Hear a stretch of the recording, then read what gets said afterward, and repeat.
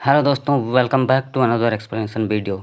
आज की वीडियो में दोस्तों मैं एक ऐसी मूवी को एक्सप्लेन करने जा रहा हूँ जिसके दो नाम हैं, माइंडस्केप और ऐना। तो दोस्तों 70 के दशक में यूएस के डिफेंस एजेंसी ने कुछ लोगों को उनकी परमिशन लेकर कुछ एक्सपेरिमेंट किया, जिसके कारण उन लोगों में कुछ शक्तियाँ आ जाती है। वे लोग किसी के भी यादों में जाकर उनकी यादों को देख सकते थे। इन शक्तियों वाले लोगों को वीवर कहा जाता है। वीवर्स किसी भी अपराधी के दिमाग में जाकर उनकी किए गए गुनाह को वे लोग देख सकते थे और वीवर्स अपराधी के गुनाहों को कोर्ट में पेश करते थे, जिसके कारण बहुत सारे केसेस जल्दी जल्दी सॉल्व होने लगे। पर कोर्ट में इन सबूतों को ज़्यादा भाव नहीं दिया जाता था। वीवर्स के ऑर्गेनाइजेशन का नाम माइंडस्केप होता है, जिसका मालिक सेबेस्टियन नाम का आदमी था। उन वीवर्स में से एक जॉन था, जिसने काफ़ी सारे केसेस को सॉल्व किया था। जॉन की पत्नी की मृत्यु 2 साल पहले ही हो चुकी होती है। वहीं जॉन जब एक केस में काम कर रहा था तभी उसको हार्ट अटैक आ जाता है, जिसके कारण वो अपना वीवर वाला काम बंद कर देता है। पर ज़्यादा दिनों तक काम नहीं करने के कारण उसके पास पैसों की तंगी हो जाती है और उसे अपना घर तक बेचने की नौबत आ जाती है। तो फिर जॉन माइंडस्केप में जाता है और काम मांगता है। तब सेबेस्टियन के पास एक केस रहता है। एक टीनेजर लड़की रहती है जिसका नाम ऐना होता है, जिसे खुद सेबेस्टियन ने खुद ट्रीट किया था। अभी करंट में ऐना एक 16 साल की टीनेजर लड़की होती है और उसका नेचर कुछ अजीब होता है। अभी के दिन में ऐना भूख हड़ताल में थी, बहुत दिन से खाना पीना छोड़ दी थी। यहाँ जॉन का ये काम होता है कि वो ऐना की प्रॉब्लम का पता करे और उसे सॉल्व करे, ताकि ऐना साधारण लड़कियों की तरह रहे। फिर जॉन ऐना का सेशन लेता है। जॉन ऐना के दिमाग में स्कूल वाली यादों में जाता है ताकि वो प्रॉब्लम का पता कर सके। सेशन के बाद जॉन की मुलाकात सिक्योरिटी सुपरवाइजर जूडिथ से होती है। जॉन को जूडिथ काफ़ी पसंद आती है। जूडिथ ऐना के कमरे में लगे सीसीटीवी कैमरे से निगरानी करती है। जॉन और जूडिथ डेट करने जाते हैं। डेट के बाद जॉन जब जूडिथ को घर छोड़ने जाता है तब वहाँ उसे ऐना दिखती है। ऐना को घर के बाहर जाना अलाउ नहीं था। दूसरे दिन किसी ने जूडिथ को सीढ़ियों से ढकलकर गिरा दिया था। सभी का शक सीधे ऐना पर जाता है, क्योंकि ऐना का दिमाग कुछ ठीक नहीं था। पर ऐना जॉन को बताती है कि ये सब उसके सौतेले पिता का किया धरा है, ताकि वो उसको पागल घोषित कर सके और उसकी माँ की सारी संपत्ति को हड़प सके। अब जॉन को भी उसके सौतेले पिता पर शक होने लगता है, क्योंकि जब से जॉन ने ऐना का केस लिया है तब से कोई इंसान उसका पीछा कर रहा होता है। जॉन को लगता है कि ऐना के सौतेले पिता ने उसके पीछे डिटेक्टिव लगाया हुआ है। ऐना का थेरेपी चालू रहता है। धीरे धीरे ऐना जॉन को पसंद करने लगती है। वो जॉन की एक तस्वीर बनाती है और उस पर लिखी होती है, तुम ही मेरी सुरक्षित जगह हो। शुरू से ही हम ऐना को देखते हैं तो उसका नेचर थोड़ा अजीब होता है। ऐना को बचपन से ही डॉक्टर्स और साइकेट्रिक्स का एक्सपीरियंस होता है और वे लोग कैसे काम करते हैं ये सब भी वो जानती थी। इसीलिए वे जैसा आंसर चाहते हैं वो ऐसा ही आंसर देती है। एक दिन ऐना जॉन को बताती है कि स्कूल में उसकी एक फ्रेंड थी, उसका नाम मौसी था। उसी दिन के सेशन में जॉन ऐना के उस याद में जाता है जब ऐना स्कूल में थी। ऐना का अपने ही टीचर के साथ सेक्सुअल रिलेशनशिप था और उसके टीचर ने ऐना के गंदी फोटोज भी खींची थी। उसी याद में जॉन देखता है कि ऐना और बाकी के स्टूडेंट फ़ोटो डेवलप कर रहे थे और ऐना का वही टीचर ऐना के शरीर को टच कर रहा था।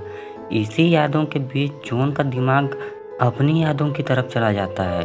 वो अपनी उस याद में चला जाता है जब उसकी पत्नी की मृत्यु हुई थी। जैसे तैसे जॉन होश में आता है। तब जॉन देखता है कि ऐना अपनी जगह में नहीं है, वो कमरे की दूसरी जगह में बैठकर ड्राइंग बना रही होती है। जॉन की ज़िंदगी में ऐसा पहली बार हुआ था कि उसके होश आने से पहले ही पेशेंट अपने आप अपनी यादों से बाहर आया हो।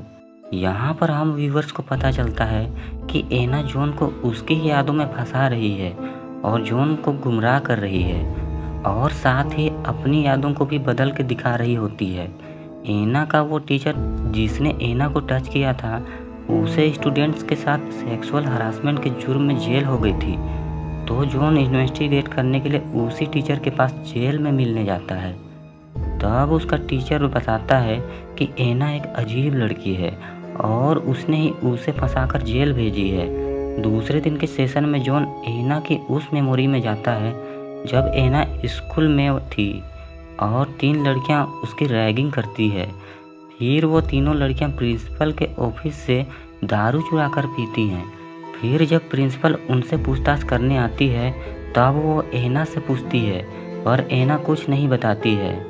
इसी मेमोरी में जॉन देखता है कि स्कूल की एक घड़ी रुकी हुई है। तब जॉन समझ जाता है कि एना मेमोरी को चेंज करके दिखा रही है। वहीं बचाए जाने के कारण तीनों लड़कियां एना से माफ़ी मांगती हैं। फिर दूसरे दिन की पार्टी में उसे इनवाइट करती हैं। अगले दिन जब तीनों लड़कियां चाय पीती हैं तो उनके मुंह से झाग निकलने लगता है, मतलब कि उन्हें किसी ने पॉइजन दिया था। जॉन का सीधे शक एना पर जाता है।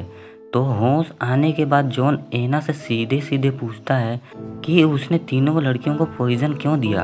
तब एना पॉइजन देने की बात को लेकर इनकार कर देती है और गुस्से में बोलती है कि मैं तुम पर भरोसा करके अपनी मेमोरी को दिखा रही हूँ और वो उसी पर शक कर रहा है। एना बताती है कि उन तीनों को जहर उसकी दोस्त मौसी ने दिया होगा क्योंकि वो तीनों लड़कियां मौसी का रैगिंग करके उसे परेशान करते थे। तब जॉन बोलता है कि तुम्हारे स्कूल में मौसी नाम की तो कोई थी ही नहीं। तब एना अपनी और मौसी की एक फ़ोटो जॉन को दिखाती है और जॉन को बताती है कि जहर वाली घटना के 2 महीने बाद मौसी ने स्कूल छोड़ दी थी और इसीलिए शायद जॉन को उसकी रिकॉर्ड मिल नहीं रही होगी। जूडिथ को एना ने ही सीढ़ियों से ढकेला होगा। ये सोचकर एना के स्टेप डैड ने एना को पागल खाने में डालने का फैसला कर लिया था और 1 वीक बाद एना को पागल खाने भेज दिया जाता है। अब एना अगले सेशन में जॉन को उसके बॉस सेबेस्टियन वाली मेमोरी को दिखाती है। जब एना 4-5 साल की होती है तब सेबेस्टियन उसे ट्रीट करने आता था। एना उस मेमोरी में छेड़छाड़ करके जॉन को ऐसे दिखाती है कि सेबेस्टियन ने उसके साथ बचपन में ज़बरदस्ती की थी और इसी कारण आज उसका ये हाल है। इसी तरह वो जॉन को मैनिपुलेट करने की कोशिश करती है और जब वो होश में आती है तब वो जानबूझकर बेहोश होने का नाटक करती है। उसकी ये हालत देखकर जॉन को यकीन हो जाता है कि शायद यही वो मेमोरी है जिसने एना के नेचर को बदल दिया है और आज उसका ये हालत है। वो एना को कुछ दवाइयाँ देता है और उसके पेरेंट्स को सारी बातें बताता है कि कैसे सेबेस्टियन ने एना का फ़ायदा उठाया, जिसके कारण एना का मानसिक संतुलन हिल गया है। पर अब वो बिल्कुल ठीक हो जाएगी क्योंकि उसने प्रॉब्लम जान लिया है और अब एना को पागल खाने भेजने की कोई ज़रूरत नहीं है। इस बात को सुनकर उसके पेरेंट्स भी खुश हो जाते हैं। वहाँ से जॉन सीधा अपने बॉस सेबेस्टियन के पास जाता है और उस पर आरोप लगाता है, साथ ही खूब डांटता भी है। सेबेस्टियन उसे बहुत समझाने की कोशिश करता है पर जॉन कुछ भी सुनने का मूड में नहीं रहता है और बिना कुछ सुने ही वहाँ से चला जाता है। घर आने के बाद जॉन एना के स्कूल रिकॉर्ड को देख रहा था। तभी जॉन की नज़र एना की फ्रेंड मौसी की फ़ोटो पर पड़ती है पर स्कूल रिकॉर्ड में उस फोटो पर कोई और नाम लिखा होता है और पूरी लिस्ट में कोई भी मौसी नाम की लड़की नहीं होती है। अब जॉन को कुछ तो गड़बड़ महसूस होने लगता है। वो एना के पास से एक पेन ड्राइव लाया था और जब वो उस पेन ड्राइव को चेक करता है तभी उसे प्राइवेट नाम का एक फोल्डर दिखाई देता है। उस फोल्डर में बहुत सारी लड़कियों की अश्लील फोटोज होती है। जॉन एकदम से कंफ्यूज, तभी उसको एना का कॉल आता है। वो बोलती है कि उसके घर में कोई अनजान इंसान घुस गया है, उसे बहुत डर लग रहा है। वो जॉन को जल्दी घर आने को कहती है। जॉन तुरंत एना के घर पहुंच जाता है। वो सीधे सिक्योरिटी रूम में जाता है। वहां से वो देखता है कि किसी ने एना के पेरेंट्स की हत्या कर दी है। जॉन घबरा जाता है और तुरंत पुलिस को कॉल करता है तो पुलिस बताती है कि किसी ने पहले ही उसे कॉल करके बता दिया है और वे रास्ते में हैं। तभी जॉन देखता है कि एना जंगल की तरफ भाग रही है तो जॉन भी एना के पीछे जाता है। अब जॉन एना के पास पहुंचता है।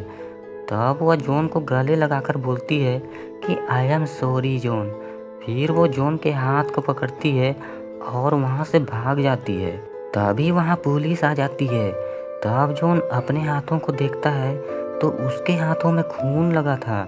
मतलब कि दोस्तों, एना ने ही अपने पेरेंट्स का खून किया था और जॉन के हाथों में खून लगाकर भाग गई थी। जॉन के हाथों में खून लगा देखकर पुलिस जॉन को ही एना और उसके पेरेंट्स का हत्यारा समझ बैठते हैं और पुलिस जॉन को गिरफ्तार कर लेती है। वे समझते हैं कि जॉन ने एना का कत्ल करके उसकी बॉडी को कहीं छुपा दिया है। फिर हम देखते हैं कि जॉन होश में आता है। तब वो जेल में अपने सामने वही इंसान को देखता है जो कि पूरी मूवी में उसका पीछा कर रहा था। वो इंसान एक वीवर होता है और अब तक हमने जो कुछ भी देखा था वो सब जॉन की यादें थी जिसे कि वो वीवर देख रहा था। सेबेस्टियन की टीम तो समझ जाती है कि जॉन हत्यारा नहीं है, पर उनके पास ठोस सबूत नहीं रहता है जिससे कि वे जॉन को निर्दोष साबित कर पाते। दूसरी ओर हम एना को देखते हैं जो कि एक फूल के साथ अपना एक फ़ोटो जिसमें कि उसने आज के दिन की न्यूज़पेपर पकड़ी है उसे जॉन के पास जेल में भिजवाती है।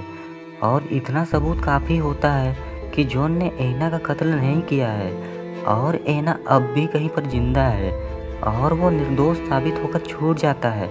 और सारी बातें सुनकर वो जूडिथ के साथ मूव ऑन करने का तय करता है और मूवी यहीं ख़त्म हो जाती है। आशा करता हूँ दोस्तों आपको ये एक्सप्लेनेशन पसंद आया हो। अगर हाँ तो प्लीज़ इस वीडियो को लाइक कर दीजिए और एक प्यारा सा कमेंट कर दीजिए। मैं मिलता हूँ आपको नेक्स्ट एक्सप्लेनेशन वीडियो पर। तब तक के लिए बाय।